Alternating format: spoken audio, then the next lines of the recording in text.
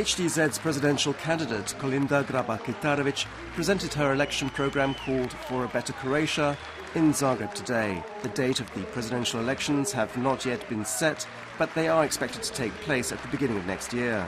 HDZ leader Tomislav Karamarko has said that he is very satisfied with Grabar-Kitarovic's program and that he is confident of her victory. The Croatian Employment Bureau has announced that the current number of people in Croatia who are registered as unemployed is 308,712. This is an increase since September of 5%. 43,182 people were left without work in October.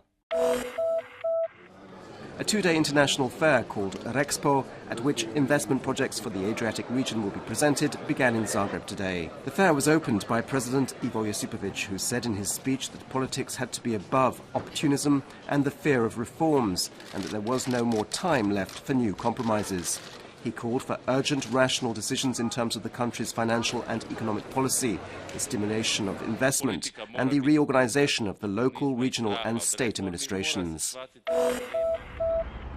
Meanwhile, Prime Minister Zoran Milanovic is making an official visit to Prague at the invitation of Czech Prime Minister Bohuslav Sobotka. They will discuss, among other things, the strengthening of cooperation between Croatia and Central European countries such as Slovakia, Hungary, Poland and the Czech Republic. The decision by the state's anti-corruption agency USKOK to initiate an investigation against Zagreb Mayor Milan Bandic and other suspects in the so-called Agram case has become official after the investigating judge at the Zagreb County Court rejected the appeals of 12 suspects. Second instance appeals will be evaluated today and the court's decision on them should be known tomorrow. In cultural news, the Interliber International Book Fair has opened in Zagreb's Velesajam Business Park. This is the 37th edition of the fair and it has the biggest number of exhibitors ever so far, 250 of them.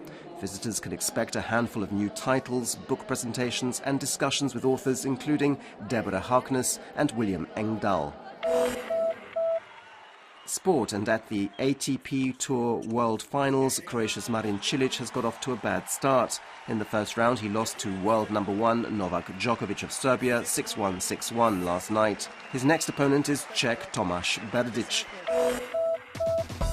This afternoon's forecast calls for changeable and mostly cloudy weather on the coast, with rain expected in places, especially on the northern Adriatic.